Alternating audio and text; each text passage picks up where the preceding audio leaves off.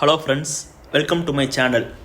இன்றைக்கி நம்ம பார்க்க போகிற படம் 2022 ரிலீஸ் ஆன அபிஜித் ஜோசப் அவர் டைரக்ஷனில் அலோன்சா ஃபிலிம்ஸ் ப்ரொடக்ஷனில் ஜெயசூர்யா, இளங்கோ குமாரவேல், ஆத்மியா ராஜா இவங்கெல்லாம் நடித்து வெளிவந்த ஜான் லூத்தர் படத்தை பற்றி தான் பார்க்க போகிறோம்.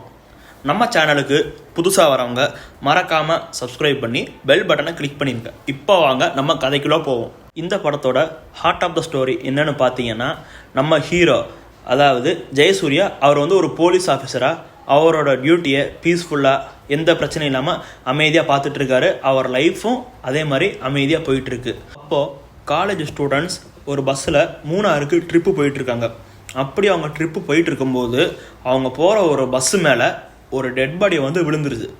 அதை இன்வெஸ்டிகேட் பண்ணுற இன்வெஸ்டிகேஷன் ஆஃபீஸர் அதாவது ஐஓவா நம்ம ஹீரோ வராரு. அவர் அந்த கேஸை சக்ஸஸ்ஃபுல்லாக கண்டுபிடிச்சாரா இல்லையா, அந்த மர்டருக்கான காரணம் என்ன, இதெல்லாம் அவர் கண்டுபிடிச்சாரா இல்லையா, கடைசியில் என்ன ஆச்சு, இதுதான் இந்த படத்தோட ஹார்ட் ஆஃப் த ஸ்டோரி. இந்த படத்தோட பாசிட்டிவ்ஸ் என்னன்னு பார்த்தோம்னா, நான் பார்த்த வரைக்கும் இந்த படத்தில் ஃபுல்லாக பாசிட்டிவ் மட்டும் தான் எங்கன்னு தெரிஞ்சுது. வாங்க ஒவ்வொரு பாசிட்டிவாக பார்ப்போம். இந்த ரிவ்யூ ஃபுல்லாக முடிச்சதுக்கப்புறம் இந்த படத்தை நீங்கள் பார்க்கும்போது உங்களுக்கு ஏதாவது நெகட்டிவ்னு தெரிஞ்சால் மறக்காமல் கமெண்ட்டில் ப்ரோ இந்த மாதிரி சில நெகட்டிவ் எனக்கு தெரிஞ்சதுன்னு மறக்காமல் சொல்லுங்கள். We are always welcome to that. இப்போ வாங்க நம்ம பாசிட்டிவ்ஸ்குள்ளே போவோம். இந்த படத்தோட ஃபஸ்ட்டு பெரிய பாசிட்டிவ் பார்த்தீங்கன்னா இந்த படத்தோட ஸ்க்ரீன் பிளே. ஆஸ் யூஷுவலாக ஒரு க்ரைம் த்ரில்லர் படத்தை எப்படி இன்ட்ரெஸ்டிங்காக கொண்டு போனால் நம்ம மக்கள் அப்படியே உன்னிப்பாக கவனிப்பாங்களோ, அடுத்து என்ன நடக்கும்னு தெரியாமல் ஒரு சஸ்பென்ஸ்லேயே வச்சுருப்பாங்களோ, அதுதான் ஒரு க்ரைம் த்ரில்லருக்கான பேசிக். இது அந்த பேசிக் நீடை இந்த படம் ஃபுல்ஃபில் பண்ணியிருக்குன்னே சொல்லலாம். டைரக்டர் இந்த படத்தோட ஸ்க்ரீன் பிளேயை கொண்டு போன விதம் நம்ம வழக்கமாக சொல்லுவோம் பார்த்தீங்களா, சீன் பை சீன் செதுக்கி இருக்காங்கன்னு. அந்த மாதிரி தான் நம்ம டைரக்டர் இந்த படத்துக்கு சீன் பை சீன் செதுக்கி இருக்காருன்னே சொல்லலாம். நம்ம தமிழில் 2018 ரிலீஸ் ஆன நம்ம விஷ்ணு விஷால் நடித்து வெளிவந்த ராட்சசன் மூவியில் எப்படி நம்ம டைரக்டர் கதையை இன்ட்ரெஸ்டிங்காக கொண்டு போவாரோ, அதே மாதிரி 2023 ரிலீஸ் ஆன நம்ம அசோக் செல்வன் நடித்து வெளிவந்த போர் தொழிலில் டைரக்டர் எப்படி நல்லா வெறித்தனமாக கொண்டு போவாரோ, அதே மாதிரி இந்த படத்தோட டைரக்டரும் வேறு லெவலில் ஸ்க்ரீன் பிளேவை கொண்டு போயிருக்காரு. நம்மளையும் சேர்த்து ட்ராவல் பண்ண வைக்கிறாரு. எஸ்டர்டே நம்ம பார்த்த பிரணய விலாசமில் டைரக்டர் நம்ம பாஸ்ட் லவ்வை ஞாபகப்படுத்த ட்ரை பண்ணியிருப்பார்.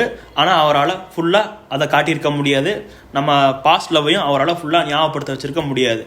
ஏன்னா கொஞ்சம் ஸ்க்ரீன் பிளேயில் அவர் கொஞ்சம் கோட்டை விட்டுட்டாருன்னே சொல்லலாம். ஆனால் நம்ம டைரக்டர் அபிஜித் இந்த இடத்துல அந்த தப்பை பண்ணவே இல்லைன்னு தாங்க சொல்லணும். ஸ்க்ரீன் பிளேவை தாண்டி இந்த படத்துக்கு இன்னொரு முக்கியமான தூண் என்னன்னு பார்த்தீங்கன்னா படத்தோட பேக்ரவுண்ட் மியூசிக். நான் முன்னாடி சொன்ன மாதிரி தான், எப்படி நம்ம கிப்ரான் ராட்சசனுக்கு தூக்கி நிப்பாட்டியிருப்பாரோ, அதே மாதிரி போர் தொழிலில் ஜாக்ஸ் பிஜாய் நிப்பாட்டியிருப்பாரோ, அதே மாதிரி இந்த படத்தோட மியூசிக் டைரக்டர் ஷான் ரஹ்மான் இந்த படத்தை தூக்கி நிப்பாட்டியிருக்காருன்னே சொல்லலாம். இந்த படத்தோட இன்னொரு மிகப்பெரிய ப்ளஸ் என்னன்னு பார்த்தீங்கன்னா, இந்த படத்தோட வில்லன் இளங்கோ குமாரவேல்.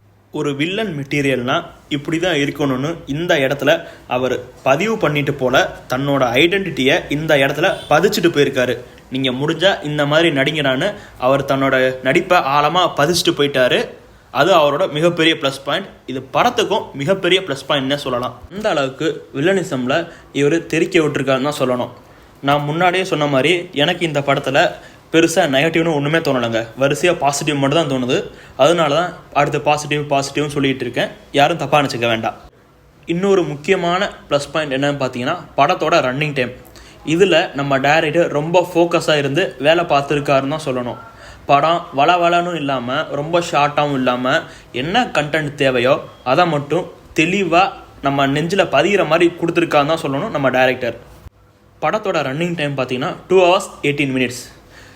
இந்த 2 hours 18 minutes இதில் நம்மளை கொஞ்ச நேரம் கூட போரிங்கே இல்லாமல் டைரக்டர் நம்மளையும் சேர்த்து ட்ராவல் பண்ண வச்சுருக்காரு அவரோட படத்தோட. இது அவருக்கு மிகப்பெரிய ப்ளஸ் பாயிண்ட்.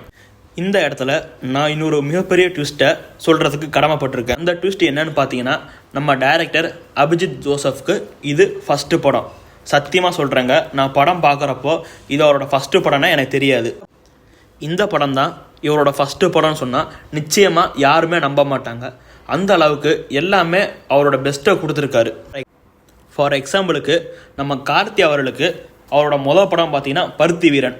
அந்த படத்தில் அவர் மொதல் படத்தோட ஹீரோ மாதிரியே நடிச்சிருக்க மாட்டார். இதை நம்ம ரஜினி அவர்களே ஒரு மேடையில் சொல்லியிருப்பார். கார்த்தி இந்த பருத்தி வீரனை மொதல் படம் மாதிரி நடிச்சிருக்க மாட்டார், ஒரு 100 படம் பண்ண ஹீரோ மாதிரி நடிச்சிருப்பாருன்னு சொல்லியிருப்பார். இந்த இடத்துல இதை நான் ஏன் சொல்கிறேன்னா, தன்னோட ஃபஸ்ட்டையே தன்னோட கெரியர் பெஸ்ட்டாக கொடுத்தாங்கிறதுக்காக ஒரு எக்ஸாம்பிளுக்காக சொல்கிறேன். அதே மாதிரி தான் நம்ம அபிஜித் ஜோசப் அவர்களுக்கும் இந்த படம் ஃபஸ்ட்டு படம் மாதிரியே இருக்காது. ஒரு 20 வருஷம் இண்டஸ்ட்ரியிலேருந்து எக்ஸ்பீரியன்ஸான ஒரு டைரக்டர் எப்படி எடுத்துருப்பாரோ அதே மாதிரி கொஞ்சம் கூட பிசுறு இல்லாமல் நம்ம அபிஜித் ஜோசப் எடுத்து வச்சிருக்காருன்னு தாங்க சொல்லணும். உண்மையாகவே சீரியஸாக சொல்கிறேங்க, நான் படம் ஃபுல்லாக பார்த்த வரைக்கும் எனக்கு நெகட்டிவ்னு ஒன்று கூட தோணலைங்க. அதை நான் முன்னாடியே சொன்ன மாதிரி தான். உங்களுக்கு ஏதாவது தோணுச்சுன்னா நீங்கள் அதை கமெண்டில் பதிவு பண்ணிடுங்க.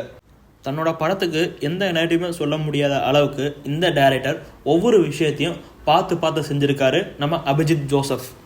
இந்த படத்தோட ஹீரோ ஜெயசூர்யா அவரோட பெஸ்ட்டை கொடுத்துருக்காருன்னே நம்ம சொல்லலாம். ஆக்டிங் அந்த அளவுக்கு சூப்பராக இருந்துச்சு. ஃபஸ்ட் ஹாஃபில் அவரை இன்வெஸ்டிகேட் பண்ணுற விதம் நல்லா இருந்தாலும் இன்ட்ரவரில் அவருக்கு ஒரு சம்பவம் நடந்துருது.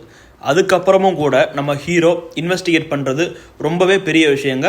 நிச்சயமாக அதில் ஹீரோவை பாராட்டியே ஆகணும். ஃபஸ்ட் ஹாஃபில் பார்த்தீங்கன்னா நம்ம ஹீரோவோட அப்பா இந்த கேஸ் இவர் எடுத்து பண்ணுறது நம்ம ஹீரோட அப்பாவுக்கு சுத்தமாக பிடிக்காதுங்க. அவருக்கு சப்போர்ட்டே பண்ண மாட்டார். ஆனால் அந்த இன்ட்ரோவில் அந்த சம்பவம் நடந்ததுக்கப்புறமும் கூட அவர் அந்த கேஸை விடாமல் இன்வெஸ்டிகேட் பண்ணுறதை பார்த்து நம்ம ஹீரோவோட அப்பா மெல்ட் ஆகி அவரும் சேர்ந்து சப்போர்ட் பண்ணுவார். இந்த இடத்துல அப்பா அம்மா சென்டிமெண்ட்டை ரொம்ப அற்புதமாகவே காட்டியிருக்காரு நம்ம டைரக்டர். இந்த படத்துக்கு கண்டிப்பாக 10க்கு 8.5 ரேட்டிங் கொடுக்கலாங்க, தப்பே இல்லை. அந்த அளவுக்கு ஒர்த்தான மூவி. அமேசான் பிரைம் வீடியோவில் இந்த படம் அவைலபிளாக இருக்குது. இந்த படம் நீங்கள் எத்தனை டைம் வேணாலும் ஃபேமிலியோட ஒன்றா உட்காந்து பார்க்கலாம். அண்ட் முக்கியமானது எத்தனை டைம் வேணாலும் பார்க்கலாம், போரே அடிக்காது நிச்சயமாக. அந்த அளவுக்கு ஒர்த்தான மூவி இது. கண்டிப்பாக இந்த மாதிரி படத்தெல்லாம் மிஸ் பண்ணாமல் பார்க்கணுன்னு நான் கேட்டுக்கிறேன். உங்களுக்கு இந்த படம் பிடிச்சிருந்தா படத்தை பார்த்துட்டு மறக்காமல் கமெண்ட்டில் உங்கள் ஒப்பீனியனை பதிவு பண்ணிட்டு போங்க. ப்ரோ இப்படி நீங்கள் சொன்ன மாதிரியே படம் ஒர்த்தாக சூப்பராக இருந்ததுன்னு நீங்கள் உங்கள் பதிவுகளை கமெண்ட் செக்ஷனில் பதிவு பண்ணிட்டு போங்க. இந்த படம் உங்களுக்கு பிடிச்சிருந்தாலோ இந்த ரிவ்யூ உங்களுக்கு பிடிச்சிருந்தாலும் நீங்கள் உங்கள் ஃப்ரெண்ட்ஸுக்கு ஷேர் பண்ணி இந்த படத்தை பார்க்க வைங்க. நம்ம இதுக்கு முன்னாடி போட்ட ஜேம்ஸ் படத்தோட ரிவ்யூவில் கூட நம்ம 6.5 நிமிஷம் பேசியிருப்போம். ஆனால் அந்த 6.5 நிமிஷமுமே நம்ம நிறைய தமிழ் படங்களோட கம்பேர் பண்ணி பேசியிருப்போம். அந்த படத்தில் இருக்கிற மாதிரி இந்த படத்தில் இருக்குது, இந்த மாதிரி நம்ம நிறைய விஷயங்களை பேசியிருப்போம். ஆனால் இந்த படத்தில் பார்த்தீங்கன்னா நம்மளால் அப்படி பேச முடியல. நான் போர் தொழிலில் எடுத்ததுக்கான காரணம் அந்த படத்தில் டைரக்டரும் மியூசிக் டைரக்டரும் எப்படி அந்த படத்தை தூக்கி நிறுத்தினாங்களோ அதே மாதிரி இந்த படத்தில் இந்த டைரக்டர் மியூசிக் டைரக்டர் தூக்கி நிப்பாட்டியிருக்காங்கன்றதுக்காக காட்டுறதுக்காக தான் ஒரு எக்ஸாம்பிளுக்கு எடுத்தேனே தவிர மற்றபடி அது வேறு ஜானர் இது வேறு ஜானர். ஒரு போலீஸ் இன்வெஸ்டிகேஷன் எப்படி பர்ஃபெக்டாக இருக்குமோ 2 பேருமே இந்த இடத்துல பர்ஃபெக்டாக காட்டியிருக்காங்கன்னு தாங்க சொல்லணும். தேங்க்யூ ஃபார் வாட்சிங் திஸ் வீடியோ. இந்த வீடியோ உங்களுக்கு பிடிச்சிருந்தா லைக் பண்ணி சப்ஸ்கிரைப் பண்ணி மறக்காமல் பெல் பட்டனை கிளிக் பண்ணிடுங்க. மேலும் மூவி அப்டேட்ஸ் தெரிந்து கொள்ள டீம்ஸ்